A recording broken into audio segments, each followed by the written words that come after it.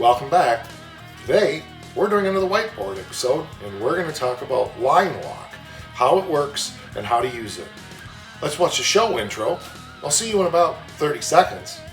I'm Mike and this is my car's shop. Working out of a 100-year-old refurbished barn, bringing 35 years of experience to projects considered beyond repair. Vision, creativity, and problem solving are essential tools in this place. Watch as we transform junk into polished metal miracles.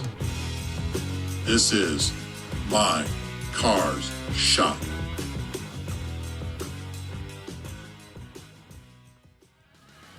The more we continue doing the channel, the more questions I get about different aspects of the cars that I own and the things that I use, plus some other aspects of fuel systems and racing and things like that.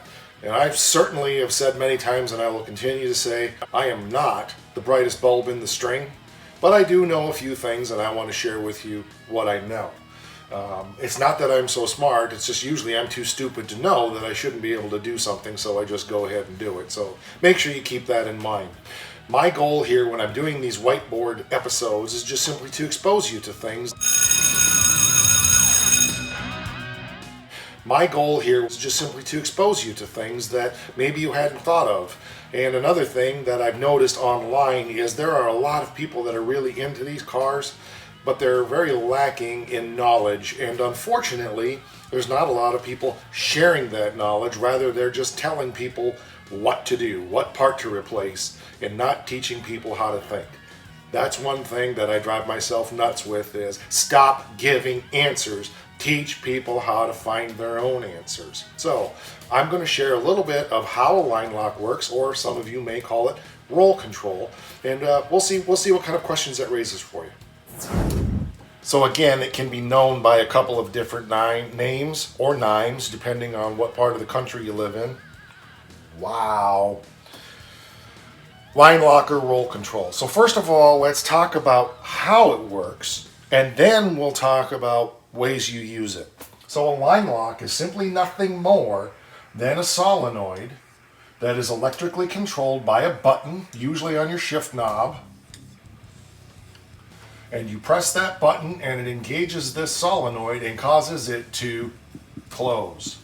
So it's a normally open solenoid that when you press the button it closes. Now what could that possibly hope to accomplish? Well, if you use it in your front brake line, you can push the button and slam on the brakes and slide the car around because you don't have any front brakes. You don't want to do that.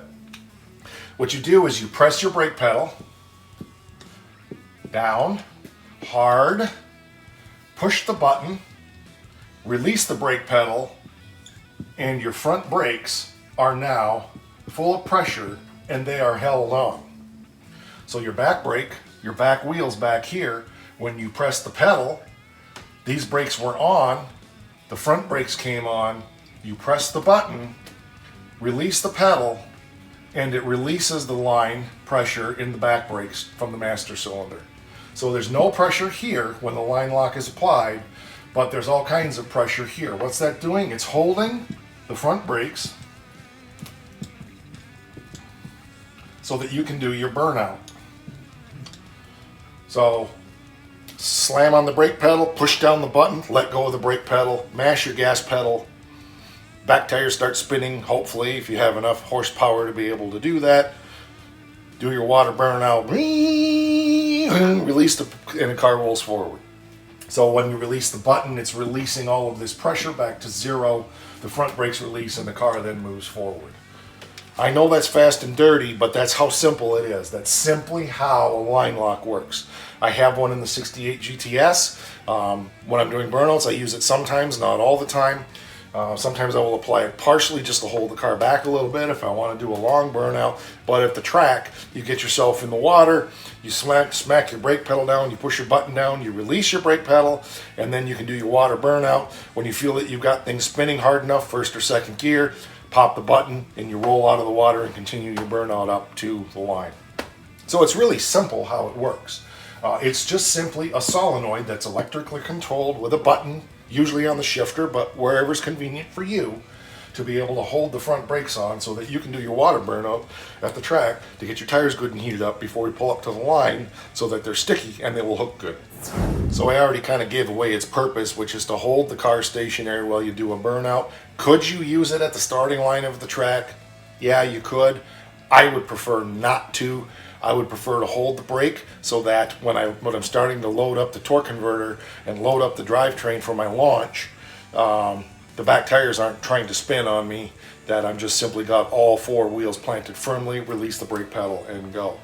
Now, there's other ways that they do this, obviously, at the track, Trent's brakes, things like that, sputter boxes. There's a lot more to this, but I'm only referring today to the line lock and its basic purpose and function. So could you use it at the line? Sure, you could. I personally don't prefer to do that, but you could. But it's just simply this solenoid that is normally open, that the brake fluid passes through. Once it's pressured up, you push the button down, it locks the solenoid down. You release it, it releases the rear brakes. Front brakes are still held on. You can start pressing down your gas pedal. Back tires will start to spin. It's really that simple. I promise you that we are going to be getting back into the projects again real soon. Life has just been really busy and I've been away a lot. There's a lot to be done here. I've got the fuel cell to put in the 47 Ford. I want to get that other frame rail put in, or the subframe connector put in the Challenger, so we can get that car on the rotisserie. Dad and I, hopefully this next week, will be back on the 26 Oakland working on that. I also want to bring you some more driving episodes on the 73 Swinger. I've also got some stuff coming on the 69 Charger. I'm going to be making a road trip in the next week or so. I hope to pick up a few little goodies for the shop to be able to accomplish some things that I want to do there on the 69 Charger, so we get to share a little of that project with you as well. Of course, I want to drive the GTS a little bit more, and we'll take you out for those fun and games. And maybe if I remember when I'm in the car, I will show you how I use the line lock in the car.